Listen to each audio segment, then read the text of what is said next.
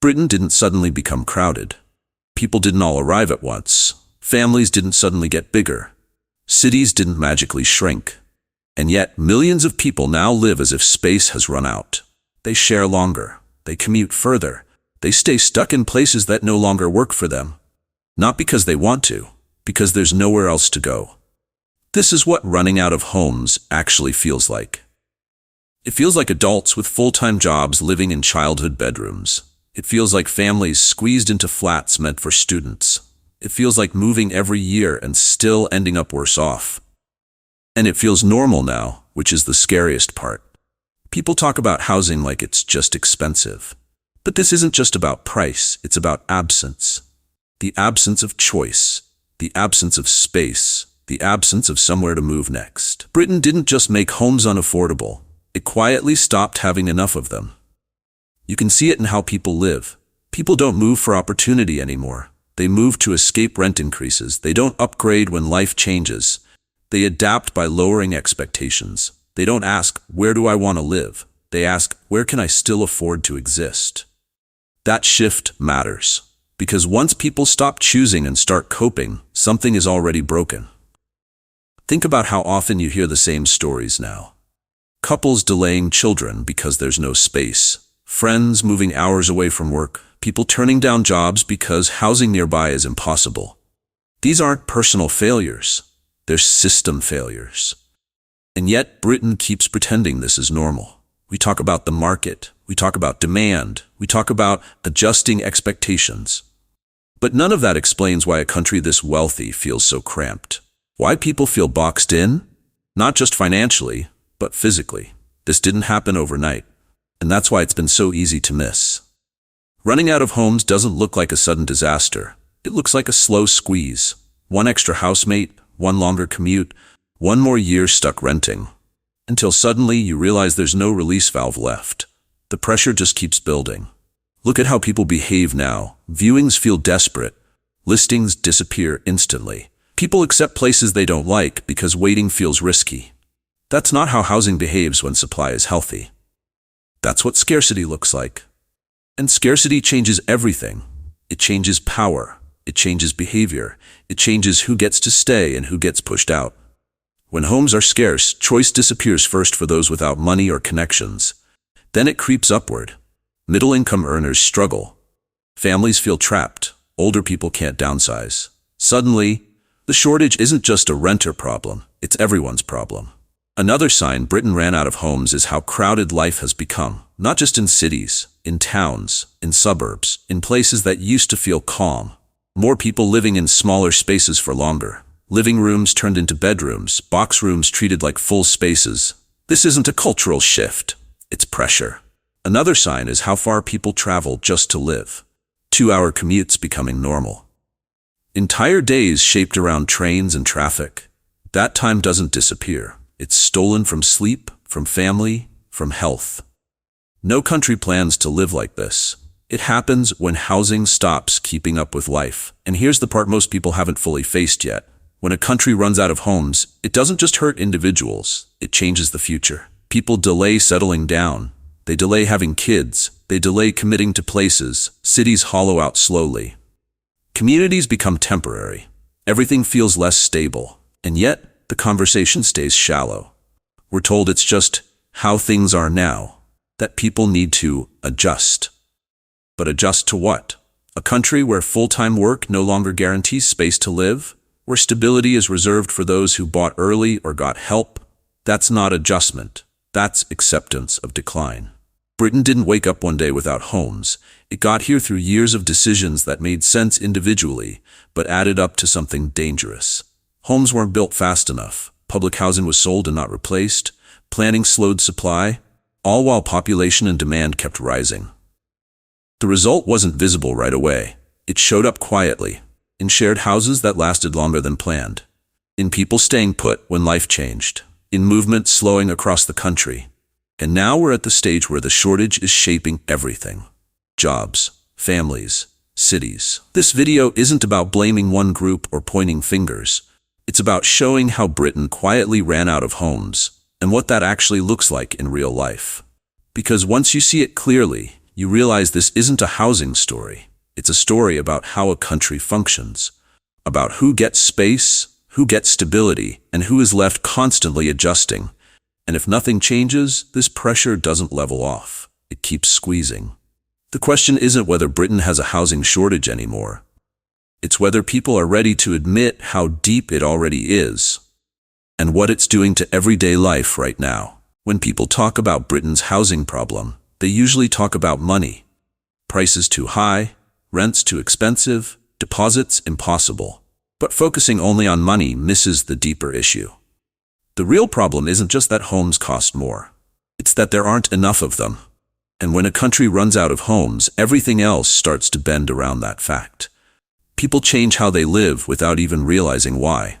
They stop moving when life changes. They stop taking risks. They stop imagining better options. Housing becomes something you cling to, not something that supports you. That's where Britain is now. This video isn't about one bad year or one bad policy. It's about how a shortage built up quietly over decades and how it finally started showing up in everyday life. Because running out of homes doesn't look dramatic at first. There's no single moment where alarms go off. Instead, the pressure shows up in small ways. One more housemate than planned. One more year renting when you thought you'd buy. One more hour added to a commute. Each change feels manageable on its own. Together, they reshape a country. That's why this story matters. Not just to renters, not just to first-time buyers, but to anyone who lives, works, or plans a future in Britain. Housing isn't just a roof. It decides where people can work, where families form, where communities survive. When housing supply falls behind life, people don't get what they need. They get what's left. And that creates a very different kind of society, one where movement slows, where opportunity narrows, where inequality hardens. The reason this crisis stayed hidden for so long is that Britain is very good at adapting. People adjusted. They shared more. They lived smaller. They traveled further. From the outside, it looked like resilience. From the inside, it was pressure. And because people adjusted quietly, the shortage didn't feel urgent. Until now. Now the cracks are impossible to ignore. Renting isn't just expensive, it's unstable. Buying isn't just hard, it's blocked. Moving isn't just stressful, it's risky. That tells you the system isn't just strained, it's saturated. This video will break down how Britain reached this point. We'll start by looking at the real-life effects, how people are living differently, and why that's not just a lifestyle shift. Then we'll look back at the political and historical decisions that slowly drained housing supply without replacing it. We'll talk about council housing, planning rules, and why building homes became harder even as demand rose. We'll also look at how housing became something to protect financially rather than something to provide socially, and what that did to priorities. And finally, we'll look at what happens next if this shortage isn't addressed. Because shortages don't stay contained, they spread into work, health, family life, and social trust. One important thing to understand is that this isn't just a big city issue. London felt it first, then other cities followed. Now towns and suburbs feel it too. That's how shortages move. They don't stay local, they ripple outward. And once a shortage reaches this scale, it doesn't fix itself naturally. Markets don't magically build homes where planning blocks them. Wages don't suddenly catch up with scarcity. Without action, pressure just finds new places to land. Another reason this matters is timing. Britain is facing big shifts, an aging population, changing work patterns, rising costs of living. All of these require flexibility. But housing shortages remove flexibility. They lock people in place. They make change expensive. That's dangerous for any country. Because strong societies rely on movement, people moving for jobs, for family, for opportunity. When movement slows, stagnation follows. This video isn't about doom, it's about honesty. Britain didn't run out of homes because people failed. It happened because supply was treated as optional, slow, and politically risky, even as demand kept rising. And because the damage took years to show, it was easy to delay. Now we're at the point where delay isn't neutral anymore. Every year of inaction makes the shortage harder to reverse. That's why understanding how we got here matters so much. Because once you understand the causes, the current chaos stops feeling confusing. It starts to look inevitable. In the next part, we're going to break down the core problem behind Britain's housing shortage. Not just what's missing, but why the system stopped producing homes at the pace people actually needed. And once you see that clearly, it becomes obvious why this crisis isn't going away on its own. If Britain hadn't run out of homes, people wouldn't be living the way they are now. That's the simplest test. You don't need statistics first. You look at behavior. Because when housing supply matches demand, people move naturally through life. They adjust when things change, they make choices. That's not what's happening anymore. The first place the shortage shows up is sharing. Sharing used to be temporary. You shared while you saved, you shared while you got started. Now, people share because they have no other option. Adults in their 30s and 40s living with strangers. Couples sharing with other couples. Families squeezed into homes never meant for that many people. This isn't about preference. It's about lack of space. When people with stable jobs can't afford a place on their own, that's not a personal issue. That's a supply problem. Another sign is how long people stay put when life changes. In a healthy system, housing adjusts to life. You move when you have a child. You move when your job changes. You move when your needs shift. In Britain today, people don't move when life changes. They stay. Families stay in one-bedroom flats after kids arrive. People stay in shared homes long after they want privacy. Older people stay in houses that are too big because downsizing isn't possible. Movement has slowed across the board. That's a clear signal of shortage. Another place you see it is in commuting. People travel extraordinary distances just to live. 2-hour commutes becoming routine. Whole days built around trains and traffic. This isn't ambition. It's displacement. People aren't commuting because they want more space. They're commuting because they were pushed out. When housing is scarce, people trade time for space. That time doesn't disappear. It comes out of sleep, out of health, out of family life. Another proof point is overcrowding. More people living in smaller spaces for longer. Living rooms turned into bedrooms. Box rooms treated like proper spaces. This isn't happening because tastes changed. It's happening because supply didn't. Another sign is how often people turn down opportunities, jobs, promotions, better roles, not because they don't want them, because housing nearby doesn't exist or isn't affordable. When housing shortages block career moves, they stop being housing issues. They become economic ones. Another clear sign is delayed family life. People delay having children because there's no space. Not because they don't want kids, not because they value freedom more. Because raising a family in insecure, cramped housing feels impossible. This shows up quietly. Birth rates fall, school intakes shrink, housing shortages shape demographics long before politicians notice. Another proof point is who is renting now. Renting used to be younger, temporary, flexible. Now it includes families, older adults, people who expected to have bought years ago. The rental system wasn't built for this. Short contracts, low security, constant uncertainty. Millions of people living long-term in a system designed for short stays. That mismatch is proof the system didn't plan for reality. Another sign is how housing stress shows up in mental health. Constant worry about renewals, fear of rent increases, stress about moving. This isn't occasional stress, it's background noise. People carry it every day. That's not normal in a healthy housing system. Another indicator is how people treat their homes. They don't invest emotionally. They don't decorate. They don't settle. They don't build community ties because they don't know how long they'll stay. Housing insecurity makes everything temporary. Another proof point is how often people move back home. Adults returning to childhood bedrooms, not because they failed, because there was nowhere else to go. That used to be rare. Now it's common. That's a sign of shortage. Another sign is how conversations have changed. People talk about housing constantly, not with excitement, with exhaustion. I'll take what I can get. I can't be picky. I'll move when I have to. Those phrases don't belong in a healthy system. Another proof point is how fast places disappear. Listings vanish within hours. Viewings feel competitive. People offer above asking just to secure space. That behavior only happens when supply is too low.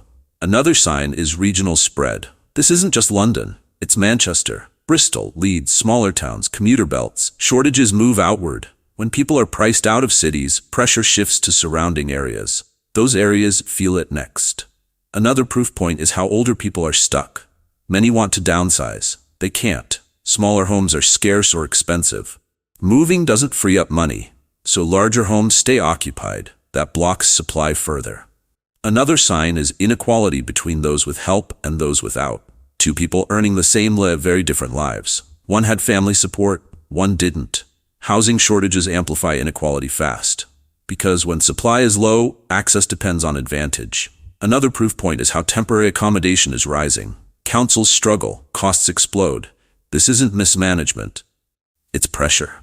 Another sign is how housing shapes friendships. People drift apart, friends move far away, social circles fracture. Cities feel less connected. That's not cultural change, it's displacement. Another proof point is how little slack exists. There's no buffer. When something goes wrong, illness, job change, housing collapses quickly. That's what happens when systems run at full capacity. Another sign is how often people say the same thing. Nothing feels stable. When millions say that, it's not coincidence, it's structural. All of this adds up to one conclusion. Britain didn't just make housing expensive, it ran out of space. And when a country runs out of homes, people don't riot, they adapt, they squeeze in, they spread out, they lower expectations. From the outside, it looks calm. From the inside, it feels suffocating. That's the proof. Not in charts. In how people live every day. And once you see that clearly, the next question matters even more. How did Britain let this happen? Slowly, quietly, and without ever calling it what it was. Britain didn't run out of homes because people suddenly wanted somewhere to live. It ran out of homes because over a long time, building them stopped being treated as essential. Not all at once. Not dramatically. Quietly. After the Second World War, Britain understood housing as a basic need. Homes were built at scale. Councils played a major role. Renting was secure and long-term. The goal wasn't profit, it was stability. People could rent for decades. Communities formed. Life felt predictable. That system wasn't perfect, but it worked. Then, gradually, priorities shifted. From the late 1970s onwards, housing policy changed direction. Homeownership became the main goal. Renting became something you did before you made it. Council homes were sold off in huge numbers. This was popular. People finally owned their homes. They gained security and wealth. But there was a catch. Those homes were not replaced. Year after year, the stock of public housing shrank. Private building didn't fill the gap. So pressure began to build, quietly. At first, it didn't feel urgent. Demand was manageable. Prices rose, but slowly. Britain still had enough slack to absorb the loss, but that slack disappeared over time. Another major factor was underbuilding. For decades, Britain built fewer homes than it needed. Targets were missed regularly. Projects were delayed or blocked. Planning became slow and complex. Local opposition mattered more than national need. Building homes became politically risky. And because shortages take years to show, delay felt safe. Each year of underbuilding didn't feel dramatic. But shortages don't reset, they stack. By the time the problem was obvious, it was already deep. Another key decision was how planning was handled. Britain's planning system prioritized control over speed. Protecting existing areas became more important than expanding supply. This wasn't irrational. People care about their neighborhoods. But when planning becomes too restrictive, supply can't respond to demand.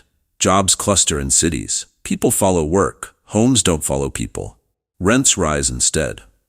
Another major shift was how housing became financialized. Homes stopped being seen mainly as places to live. They became investments, assets, pensions, stores of wealth. Rising prices were no longer a problem. They were a success. That changed incentives. Policies avoided price drops. Supply stayed tight. Scarcity benefited owners. This wasn't a secret plan. It was a result of who benefited and who voted. Homeowners gained wealth. Renters absorbed pressure. Over time, the system tilted toward protecting prices rather than ensuring supply. Another quiet decision was how renting was regulated. Private renting expanded rapidly, protections didn't. Short-term contracts stayed the norm. Security remained weak. Rent increases were easy. This worked when renting was temporary. It failed when renting became permanent. Millions of people ended up living long-term in a system designed for short stays. That mismatch created constant instability. Another factor was population growth. More people needed homes, but housing supply didn't scale. The result was competition. And when competition rises in a tight market, prices and stress follow. Another important moment came after the 2008 financial crisis. Instead of rethinking housing supply, policy focused on restarting growth. Low interest rates made borrowing cheap, prices recovered, demand surged, but building didn't accelerate enough. So the shortage deepened. The pandemic then added fuel. Construction slowed. Households reassessed space. Demand shifted quickly. Supply couldn't respond. Rents and prices jumped. Another issue was that housing responsibility was fragmented. Central government set targets. Local councils controlled planning. Private developers built for profit. When responsibility is split, urgency fades. Everyone can blame someone else. Another reason this crisis stayed quiet is adaptation. People adjusted.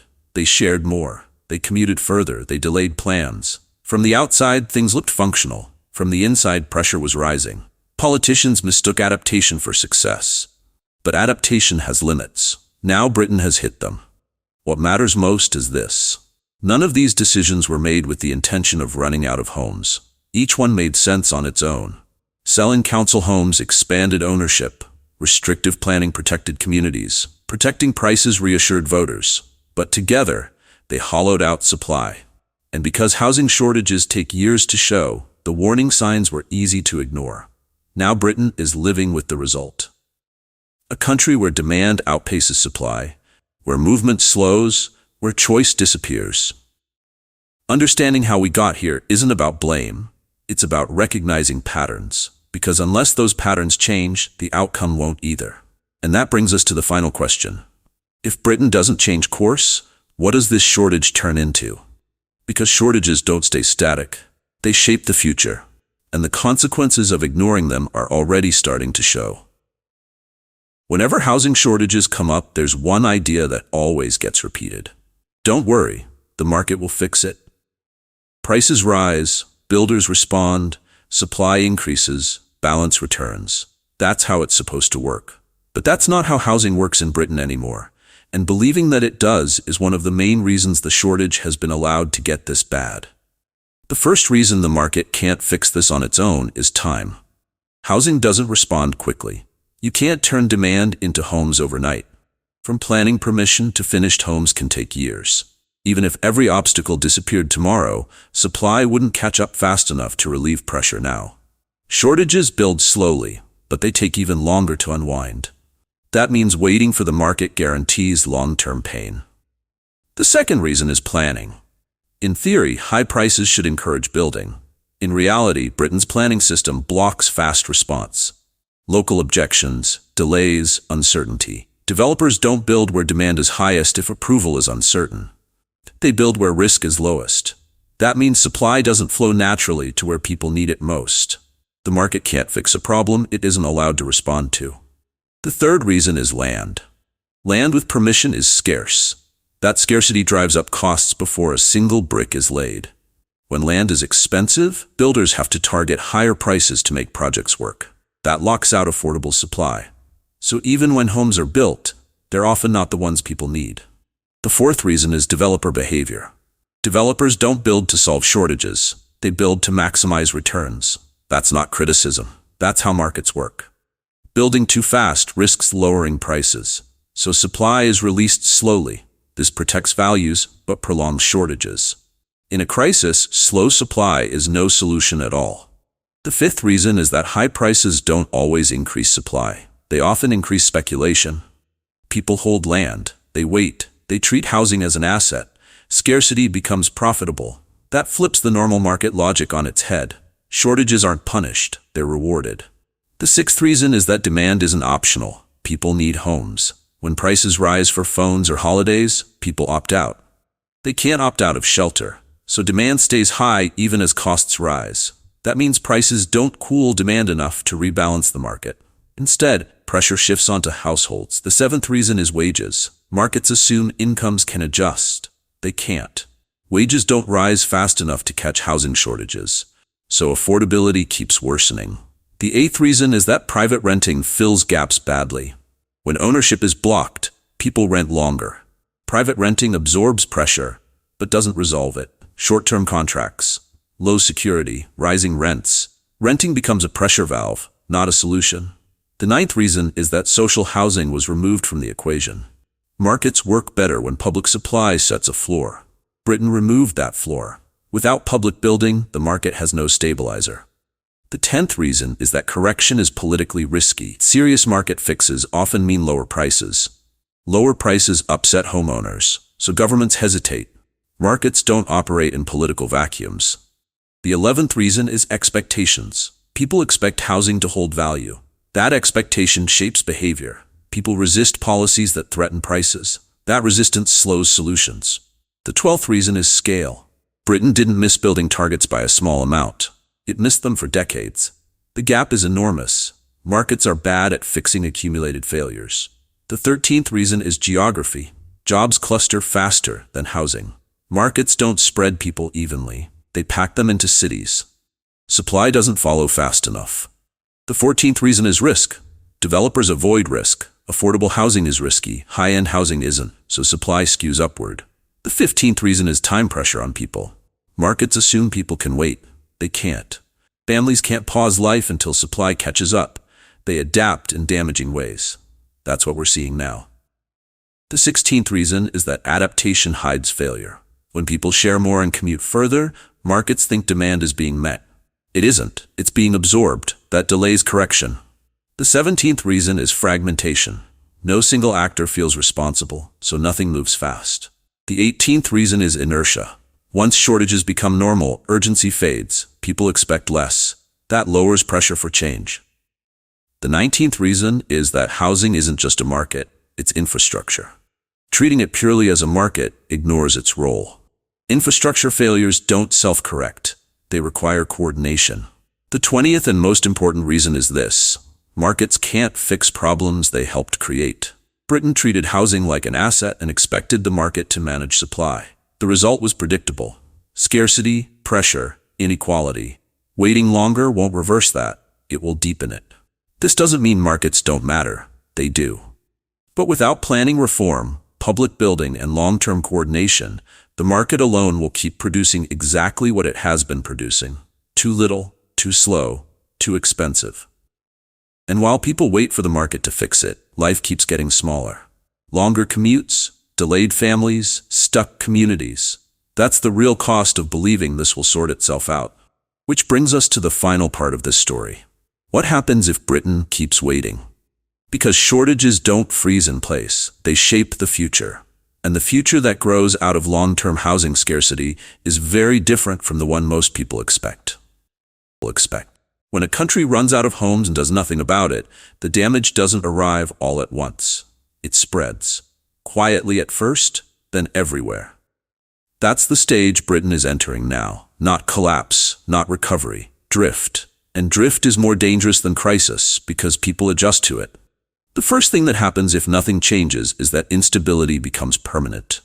Right now, many people still think this is temporary. They think rents will ease. They think prices will settle. They think supply will catch up. But shortages don't fix themselves. They harden. What feels like a rough phase becomes the baseline. People stop expecting stability. They stop planning long-term. They stop believing housing will ever work for them. That mindset alone changes behavior across society.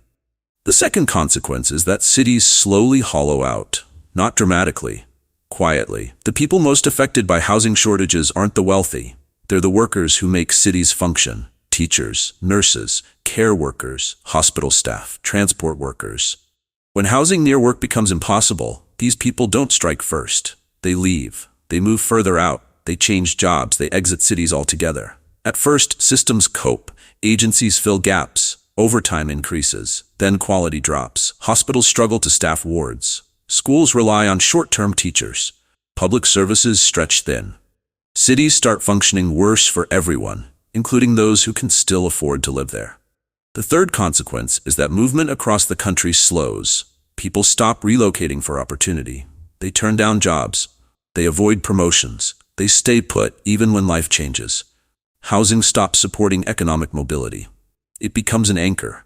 That makes the economy less flexible, less productive, and more fragile. The fourth consequence is that inequality stops being temporary and becomes structural. Housing shortages divide people into two groups. those who secured space early and those who never will. Two people earning the same salary live completely different lives depending on when they bought or whether they had help. Over time, this gap widens. Owners build wealth, renters absorb rising costs. That divide hardens into class.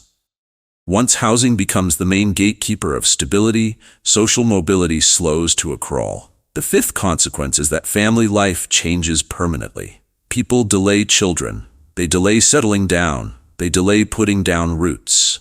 Not because they don't want these things, because housing makes them feel unsafe. That shows up later as falling birth rates, aging populations, and shrinking school intakes. These trends don't reverse easily. The sixth consequence is mental and physical health decline. Housing stress is constant. It doesn't come and go. It sits in the background of daily life. Fear of rent rises, fear of losing space, fear of being forced to move. That kind of stress wears people down slowly. It increases anxiety, depression, and burnout. Health systems feel the strain. The seventh consequence is community breakdown. Stable communities need stable housing. When people move often or feel temporary, they disengage. They don't invest emotionally. They don't build ties. They don't feel ownership of place. Neighborhoods become collections of individuals rather than communities. That weakens social trust. The eighth consequence is that housing becomes political poison. Any solution that meaningfully increases supply risks lowering prices. Lower prices upset homeowners, so governments hesitate. They choose small fixes over real change. That delays solutions even further. The ninth consequence is that emergency measures become normal. Temporary accommodation expands. Short-term fixes become permanent. Costs rise. Councils spend more managing crisis than preventing it. That drains public money without fixing the root problem. The 10th consequence is that Britain becomes less competitive. Talented people leave, not because they hate the country, because they can't build stable lives in it. When skilled workers leave, growth slows. The 11th consequence is that housing shapes culture. A society where people feel squeezed behaves differently. People become risk-averse. They avoid starting businesses. They avoid big life moves. That dulls innovation. The 12th consequence is political disengagement. When people feel systems don't work for them, they stop trusting them. Not always loudly, often quietly. They disengage from debate. They stop believing promises. That erosion of trust lasts longer than any housing cycle. The 13th consequence is that adaptation hides the danger. People cope. They share longer. They commute further. They live smaller. From the outside, things look manageable. From the inside, people are exhausted. Adaptation delays action, but it also deepens damage. The 14th consequence is that once the shortage reaches this scale, fixing it becomes harder every year. Building enough homes takes time. Restoring trust takes even longer. Every year of delay raises the cost of solving the problem. The 15th and most important consequence is this. Housing stops being a foundation. It becomes a stressor. And when housing fails at that level, it reshapes a country's future. Britain doesn't face a sudden housing collapse. It faces a slow reshaping into a country where space is scarce, where stability is uneven, where effort doesn't guarantee security. That future isn't inevitable. But it is the direction things move if nothing changes. The warning here isn't about panic. It's about trajectory. Right now, the trajectory is clear. Too few homes, too much pressure, too much adaptation. Britain didn't run out of homes overnight, and it won't feel the full consequences overnight either. But the longer this shortage is treated as normal, the more permanent its effects become. This is the moment where countries either act or drift into a smaller, tighter, more divided version of themselves. And once drift sets in, reversing it is far harder than preventing it. If you want to understand what this shortage means for Britain's cities next, watch the next video on this channel.